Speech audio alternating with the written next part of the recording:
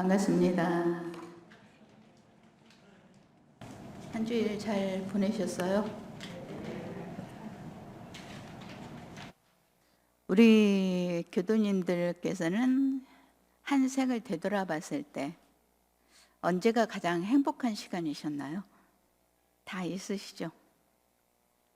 아, 그때 정말 행복한 시간이었어. 언제가 가장 기뻤던 시간이었어. 저희가 수행을 한다라고 하면은 언제나 그 가장 행복했던 시간처럼, 가장 편안했던 시간처럼 늘 그 마음으로 살아가면은 정말 좋죠. 근데 그렇게 살 수 있다고 대중사님께서는 말씀해 주셨거든요. 저는 가장 행복했던 시간이 언제냐라고 누군가가 물어본다면, 이제 많은 시간이 있지만 주로 그 영산산악대학에서 예비교무 시절이 내 삶에서 가장 행복한 시간이었다라고 얘기를 많이 하거든요. 영산산악대학 때는 이제 오로지 대중사님 말씀, 정전, 대종경, 우리 원불교 역사 뭐 이런 것들, 그리고 부르는 게 늘 성가고, 우리는 대종사님 해명의 등불 뭐 이런 씩씩한 노래 부르고, 그리고 공부하다가 머리 식힌다고 대각터에 가서 기도하고, 그리고 예비교무의 특혜로 구간도실 대종사님 탄생가 옆에 또 집이 있었어요. 거기 가서 방 식구들끼리 가서 자기도 하고, 정관평 늘 산책하고, 정말 행복한 시간이죠. 그리고 산밭제에 가서 우리랑 같이 살고 있는 개들이 또 같이 지켜줘요. 몇 명이서 산밭제 가서 기도하면서 자려고 하면은 언제 알고 쫓아오는지 이만한 황소만한 영산 성지 개들이 같이 와가지고, 우리가 안에서 있을 때 밖에서 이상한 소리 들리면 컹컹 한 번씩 짖어주기도 하고, 그렇게 아주 행복한 시간이었죠. 상시 기간 때 저희는 방학을 상시 기간이라고 하잖아요. 한 번씩 교당이나 기관이나 들렀다 가면은 제가 갔다 온 교당을 다른 교우들이 또 가기도 하잖아요. 그럼 그 교우를 통해서 그런 말이 들리기도 했어요. 선배님 눈빛이 살아있대요. 거기 계시는 교무님이 그런 얘기를 하더라 라는 말도 들리고 했거든요. 그러니까 그게 이제 제가 그렇게 기쁘고 행복하게 살았던 것이 이제 곁에서 보는 분들도 그렇게 보였던가 봐요. 그러면서 눈빛이 살아있대요. 그런 얘기를 들었는데, 지금도 이제 가끔 일상에 젖어서 내가 이제 그때 그 막 치열하게 공부하고 대종사님만 오롯이 생각하고 이랬던 그 마음이 조금 희석이 됐다라고 생각하면 이제 그때 그 마음을 다시 되새겨 보려고 합니다. 그리고 얼마 전에 이제 제가 일주일 동안 제주도 국제훈련원에서 전무출신 훈련을 받고 왔어요. 전무출신 훈련을 받고 항상 돌아올 때쯤 되면은 항상 그런 다짐을 하게 되죠. 훈련원에서 다짐했던 이 마음, 훈련원에서 늘 똑같은 하루인 것 같은데도 여유롭고 늘 한결같았던 이 마음으로 내가 훈련원 밖을 나가서도 살고 싶다. 그런데 왜 안 될까라는 그 화두를 갖게 되죠. 우리 교도님들도 지금 이 법회를 보고 계시는데, 이 시간만큼은 막 화나는 마음도 없고 속상한 것도 잠시 있고 편안하시잖아요. 지금 이 순간만큼은 대종사님 말씀으로 같이 공부하는 이 순간만큼은, 그리고 좋은 법동지들하고 함께 앉아서 다 근심 걱정도 이 순간만큼은 놔질 거다라고 생각을 하는데, 영산에서 그렇게 늘 행복했던 그 마음, 훈련원에서 늘 여유로웠던 그 마음, 그리고 법회 때 이 편안했던 이 마음, 아무런 미운 사람도 없고 화났던 마음도 없고 하는 이 마음, 이 마음이 늘 한결같으면 좋겠는데, 영산선악대학 졸업하고 교당에 오면은 선악대학처럼 늘 앉아서 선하고 좌선하고 산책하고 대종사님 찾으면서 기도하고 이렇게만 살 수도 없고, 훈련원에서 딱 훈련을 마치고 돌아오면은 그냥 아침에 일어나서 좌선하고 해주는 밥 먹고 강연 듣고 같이 동지들하고 회화하고, 교당에 오면은 또 그렇게만 살 수도 없고, 우리 교도님들도 법회 때 이런 것처럼 집에 가면은 또 여러 가지 경계도 있고 그 상황이 또 있잖아요. 그런데 우리가 결국 이렇게 편안하고 그런 영산산학대학이나 훈련원이나 법당과 같은 이런 시간보다는 어떻게 보면은 더 많은 시간은 수많은 경계 속에서 살게 되는데, 그 시간을 어떻게 살게 되는가가 우리가 행복하게 살 수 있는가 아닌가, 우리가 그것에 좌우되잖아요. 늘 그렇게 살고 싶은데 왜 안 되나? 무시선법을 말씀을 해주셨어요. 대종사님께서 언제나, 조금 전에 노래했듯이 언제나 어디서나 선 공부를 해야 된다. 어디가 선 도량이 아닌 곳이 있으며 어느 때를 우리가 동정을 말하리요 라고 얘기를 하는데, 자꾸 핑계가 생기죠. 대중사님께서 무시선법을 말씀을 하셨는데, 정시의 공부가 아무 일 없을 때 그 공부가 바탕이 되어야 이렇게 경계 속에서 내가 그 마음을 그대로 써서 편안하게 살 수 있는 거 아닙니까? 근데 나는 그 정시의 바탕이 될 그 공부가 좀 부족합니다. 나 톡을 파고 공부를 좀 더 해야 되겠습니다. 이런 핑계가 생기죠. 그래서 나 공부해야 되는데 너무 바빠. 나 마음 편안하게 마음을 좀 안정시키고 살아야 되는데 주변 그 상황들이 너무 나를 힘들게 하고 나를 너무 요란하게 해. 자꾸 핑계가 생기죠. 그래서 토구를 자꾸 찾게 돼요. 우리 교도님들은 안 그러시나 모르겠네. 저는 한때 너무너무 간절히 나 한 3년만이라도 진짜 저기 이제 산속에 들어가서 마음껏 훈련원이라도 어디라도 가서 한 3년만 내가 영산에서처럼 그렇게 공부에만 오롯하게 하면은 한 소식 얻을 수 있을 것 같아 라는 간절한 그 소망이 있을 때도 있었어요. 근데 대중사님께서 토굴에서 공부를 해보셨잖아요. 그렇죠? 대중사님께서 어떻게 공부를 하셨어요? 깨달음을 얻기까지 어떻게 하셨냐면은, 처음에는 막 산밭에 가서 오롯이 기도만 하시고, 또 오롯이 나의 이 의심을 풀어줄, 나에게 도를 가르쳐줄 스승님이 어디에 계실까 간절히 그냥 거지에게도 속아보고 스승님을 찾아서 헤매셨어요. 스승님도 못 찾으셨어요. 그러고 나서는 스승도 소용이 없나 보다, 이 일을 어찌할꼬 하다가 막 이제 당신의 그 답답함을 풀지 못하니까 그냥 폐인처럼 종기도 나고 뭐 볼 수 없을 그런 몰골이 되시기도 하셨고 하셨잖아요. 그러다가 이제 주변에 그 친척의 배려로 연화대에서 이제 한겨울 동안에 공부도 해보기도 하고 그러셨는데, 그렇게 공부만 하셨단 말이에요. 제가 간절히 원하던 시간이죠. 대중사님은 그런 시간을 가졌어요. 저는 한 3년만 했으면 좋겠다 했는데, 대중사님은 7세부터 대각 때까지 한 20년 하셨죠. 그렇게 그걸 하셨어요. 근데 그래서 대각을 얻으셨어요. 근데 대종사님이 결국 당신이 대각을 얻고 나서 깨달으신 게 뭔가요? 수행품에서 그렇게 말씀을 해주셨어요. 수행품 47장에서 대종사님이 겨울이면은 많이 고생을 하셨대요. 겨울이 되면 설법을 하실 때면 기침을 많이 하시고 해수 천식 같은 것 때문에 아주 고생을 많이 하셨대요. 그게 왜 그러신가?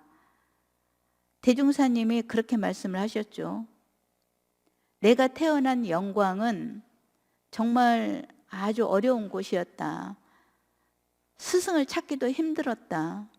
나는 그때 스승을 찾기가 힘들어서 찬물에 목욕도 하고 산에 들어가서 밤을 새우기도 하고 길에 앉아서 난을 보내기도 하고 방에 앉아 뜬 눈으로 밤을 새우기도 하고 단식도 하고 아무튼 그렇게 공부를 하셨는데 내가 그때는 공부하는 길을 몰라서 그 고생을 해서 도를 깨치긴 깨쳤지만은 그 잘못된 방법으로 내가 도를 구하고 보니까 내 마음에 도는 깨치고 희열심은 더할 수 없지만 지금 내 몸에 병은 이렇게 깊어져 버렸다. 너희들이 얼마나 큰 복인 줄 아냐. 너희들은 나를 만난 것이 큰 복이니 너네들의 복으로 나를 만났으니 내가 그 길을 몰랐을 때 했던 그 쓸데없는 고생, 그 고생 하지 말고 공부해라. 이 법대로만 공부를 하면은 노력은 조금 반절만 해도 되고 그 나타나는 효과는 배가 되는 사반 공배의 효과가 있을 것이다. 그러고서 해주신 말씀이 그 공부법이 뭔가 대승수행법이다. 대승수행법은 뭐예요? 소승은 나 혼자 깨달음을 얻는 거고 대승수행법은 나도 깨달음을 얻고 주변 사람 다 같이 피안으로 건너줄 수 있는 큰 법이죠. 무시선 무처선이 바로 그 법이더라. 나는 그때 길을 몰라서 그렇게 고생을 하고 했지만 깨닫고 보니까 무시선법, 언제 어디서나 공부하는 이 법이 대승수행법이더라. 그러니 너희들은 내가 몸을 상하는 이 잘못된 방법을 하지 말고 이 법으로 공부하거라 라고 간절히 부탁하노라 라고 하셨어요. 그냥 부탁하신 것이 아니라 간절히 부탁하노라 라고 하셨어요. 대종사님의 그 간절함이 전해지시나요? 저 같은 사람이 있을까 봐. 저 생활 속에서 살다 보니까 언제 어디서나 선심으로 살으라고 하고 일이 공부고 공부 속에서 일하라고 했는데 일하다 보니까 공부할 시간 없고 저 톡을 파서 조금 더 정말로 그 정력도 좀 쌓고 경전 공부도 좀 깊이 있게 해보고 싶고 그렇게 하고 싶거든요. 이런 사람들이 있을까 봐 간절히 부탁한다고 하셨어요. 우리 교도님들 그 대종사님의 간절함이 느껴지셔야 되는데 대종사님이 강조하신 것이 이렇게 무시선법이잖아요. 그러면은 대종사님의 그 공부법대로 공부를 한 제자가 가장 인정을 받으셨겠죠? 대종사님께 가장 인정받았던 제자가 누구실까요? 정산종사님, 그렇죠? 바로 대종사님의 법통을 이어받으셨잖아요. 정산종사님 예를 들면서 대종사님이 이것이 바른 공부법이다 라고 얘기해 주신 것이 수행품 9장이에요. 수행품 9장에서 뭐라고 말씀을 해 주셨냐면 보통 사람들은 조용히 앉아서 좌선하고 연불하고 정전이나 읽는 것만 공부를 알고 실제 생활에 단련하는 공부가 있는 것은 알지 못한다. 딱 저한테 해주신 말씀이에요. 야, 너는 지금 20년 가까이 교무를 하고 예비교무 시절까지 하면 근 30년 가까이 공부하면서도 너 지금도 톡을 찾고 있냐? 그러고 일가를 하신 거죠. 정산종사님에 대해서 어떻게 대종사님이 극찬을 해주셨냐면요. 인정을 아주 딱 해주셨어요. 봐라. 송규는 내 밑으로 와서 3개월 선도 제대로 못 났다. 근데도 지금 보면은 수양력으로나 연구력으로나 취사력으로나 거의 다 토를 떼서 앞으로 대종을 이익주는 큰 인물 될 것이다. 그러면서 대종사님께서 해주신 공부법이 무릇 큰 공부는 성품의 원리를 연구해서 차기 없는 행을 하는 것이니 이 길을 잡은 사람은 가히 나를 기약하고 큰 실력을 얻으리라 라고 하셨어요.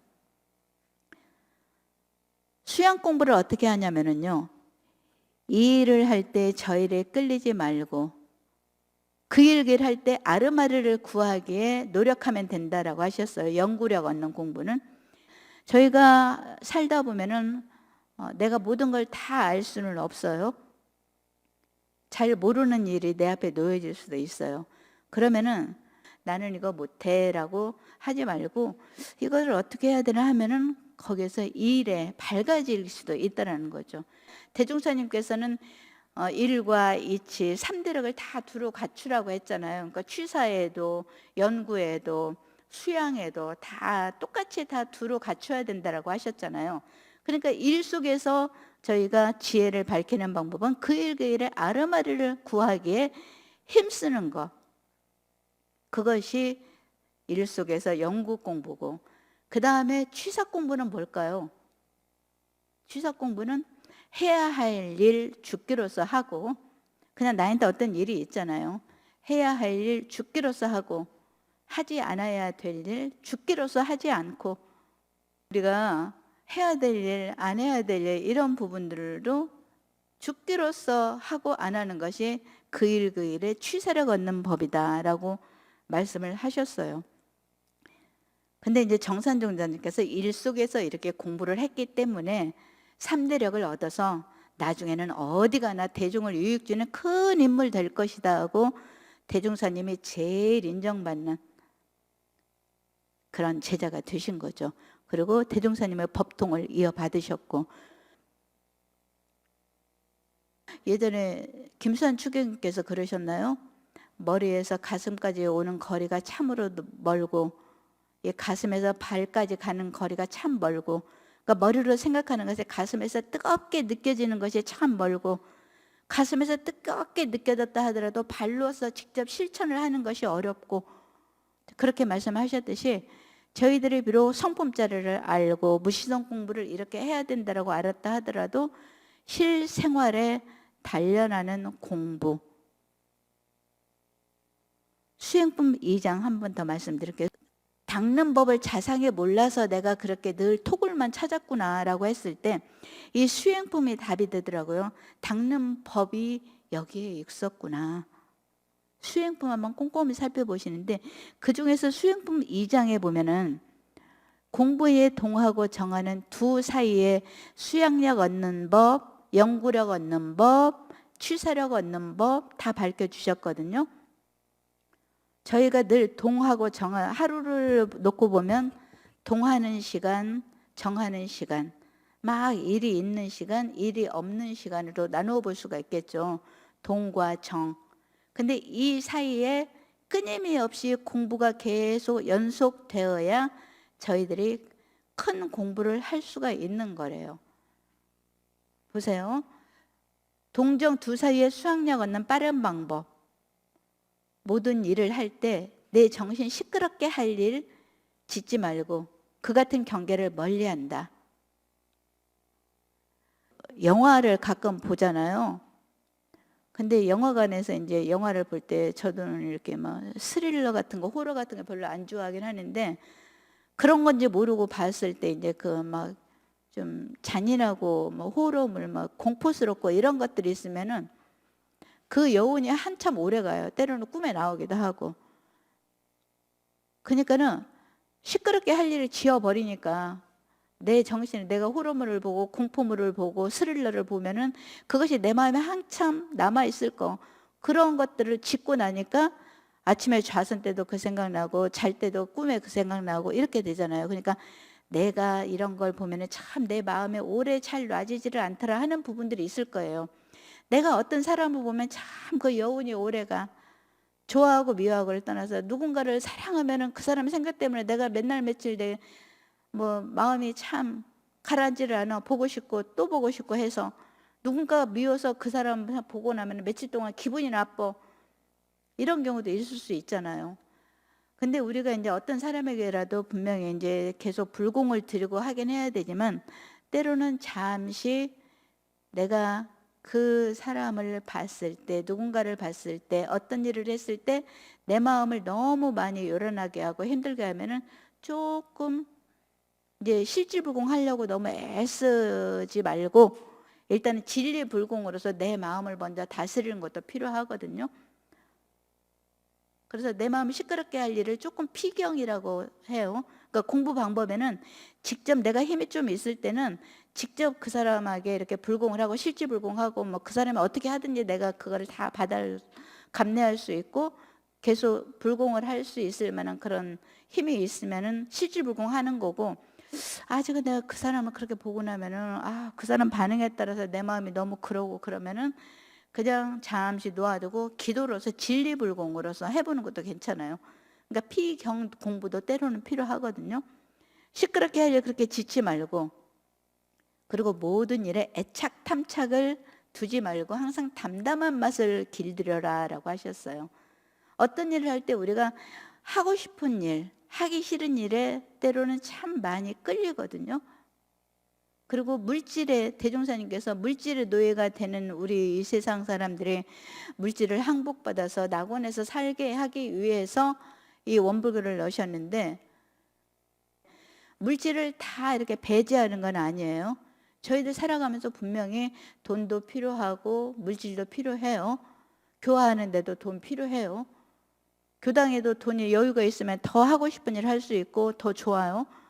근데 애착 탐착을 두지 말라는 것은 돈이 좀 있어야 되는데 돈이 딱 왔어요.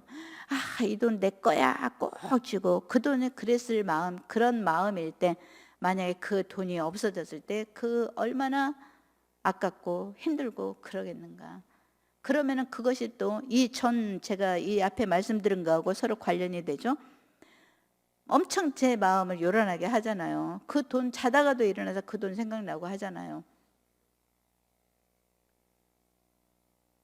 그리고 일심 그 일 그 일을 할 때 일심을 얻도록 노력하는 것이 수양 공부래요. 수양 공부 지금 애착 탐착, 마음을 시끄럽게 할 일 짓지 말고 애착 탐착 두지 말고, 그 다음에 그 일 그 일 할 때 일심, 이 일 할 때 저 일에 끌리고, 아까도 말씀드렸었죠. 저 일 할 때 이 일에 끌리고, 그러면 이 일도 제대로 안 되고, 지금 하는 일은 이 일인데 그 다음에 할 일 생각하느라고 이 일이 제대로 안 되고 시간도 더 많이 걸려요. 집중해서 이 일하면 10분이면 할 일, 다른 일 이 뒤에다가 뭐 해야 되는데 하다 보면 어느새 시간 후딱 지나갔어요. 1시간 금방 지나가요. 그 일들의 일심, 수양력. 그리고 연구력 얻는 방법은 늘 그 일 그 일에 아름아르 구하도록 힘쓰고, 또 의견 교환하기를 힘쓰고, 내가 잘 모르는 거면은 주변 사람들하고 의견 교환하기도 힘쓰라고 하셨어요. 아까 법어봉독한 부분이에요.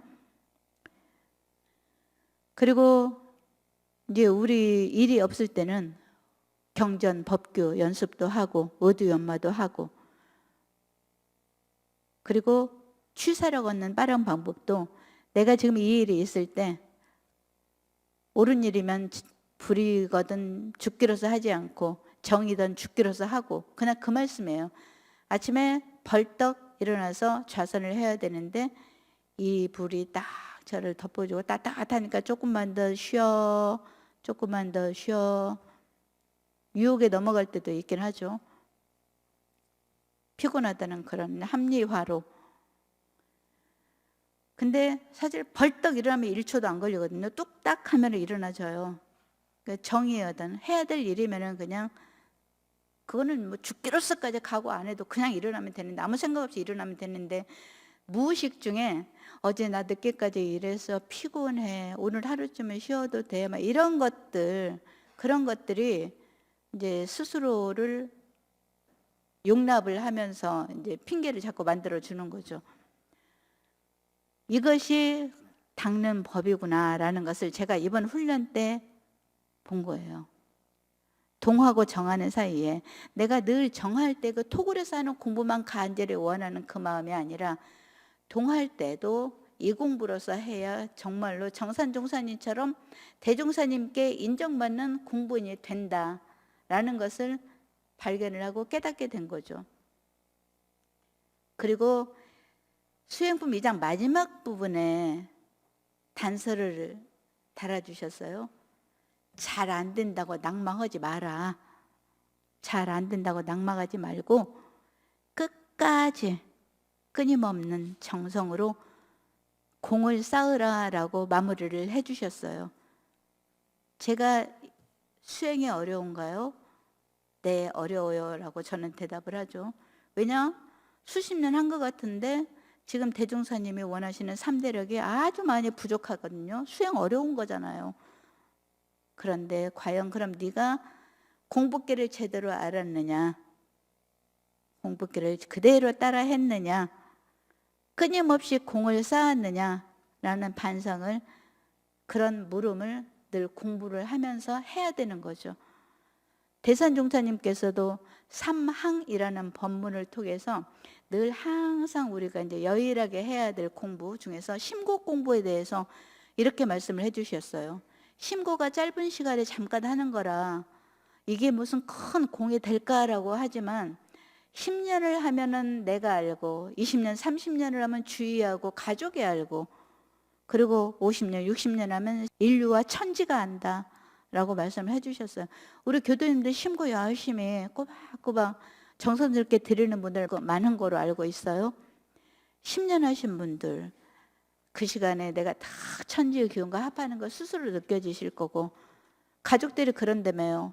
무슨 일이 있으면 우리 엄마가 늘 기도하는 모습을 보고 있는 자녀들은, 손자들은 할머니 나 이번에 무슨 일 있으니까 기도해줘. 엄마 아빠 나 이번에 무슨 일 있으니까 기도해줘. 가족이 벌써 아는 거잖아요. 그리고서 이제 더 오래오래 하시다 보면 인류와 천지가 알게 되는 거죠. 무시전법 제일 처음에 그 말씀이 있어요. 대범선이라 함은 원래 분별 주착이 없는 각자의 성품을 오득 깨달아 내 것으로 만들어서 마음의 자유를 얻는 공부이니, 오늘이 광복절이죠. 무시전 공부, 동정간에 간단 없는 끊임없는 공부로 마음의 자유를 얻어서 마음의 광복을 얻으시기를, 저도 그렇게 공부할 것을 다짐하고 우리 교도님들도 함께 마음의 광복절도 정말 그동안에 어디엔가 매여서 힘들었는데 툭 끊어지는 느낌, 공부를 하다 보면 그렇대요. 어느 순간 그 나를 막 옥죄고 있던 그런 어느 하나 그 생각이나 힘든 부분들이 툭 끊어지는 순간이, 그 순간이 바로 마음의 광복의 순간이 아닌가라고 생각을 합니다. 그래서 우리 교도님들 저 다 함께 마음의 광복절 맞이하게 되기를 간절히 기원드리면서 오늘 마치겠습니다.